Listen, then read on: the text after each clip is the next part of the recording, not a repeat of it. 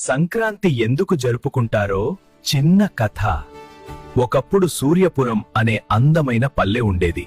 ఆ పల్లె చుట్టూ పచ్చని పొలాలు, మధ్యలో చిన్న చెరువు. అక్కడి ప్రజల జీవితం అంతా వ్యవసాయంపైనే ఆధారపడి ఉండేది. ఆ సంవత్సరం వర్షాలు సమయానికి పడ్డాయి. రైతులు ఎంతో శ్రమించి వరి పంట పండించారు. చలికాలం ముగిసిపోతూ పంటలు బంగారు రంగులో మెరుస్తున్నాయి. ఒక ఉదయం గ్రామ పెద్దయిన వెంకటయ్య అందరినీ పిలిచి అన్నాడు, సూర్యుడు మకర రాశిలోకి ప్రవేశిస్తున్నాడు. మన కష్టానికి ఫలం వచ్చింది. ఈ ఆనందాన్ని పండుగగా జరుపుకుందాం.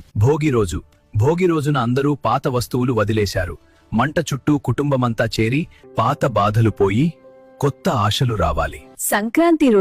సంక్రాంతి రోజున అమ్మలు కొత్త బియ్యంతో తీపి పొంగలి వండారు. ఇళ్ల ముందు రంగురంగుల ముగ్గులు వేశారు.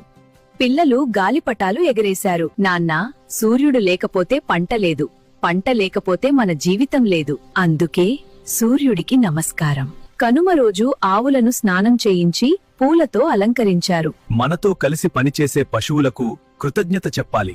ఆ రోజు సూర్యపురం గ్రామమంతా నవ్వులు, పాటలు, ఐక్యతతో నిండిపోయింది. అప్పటినుంచి సంక్రాంతి అంటే కష్టానికి ఫలితం, ప్రకృతికి కృతజ్ఞత, కుటుంబంతో కలిసి ఆనందం. అందుకే మనం ప్రతి సంవత్సరం సంక్రాంతిని ఇంత ఘనంగా జరుపుకుంటాం.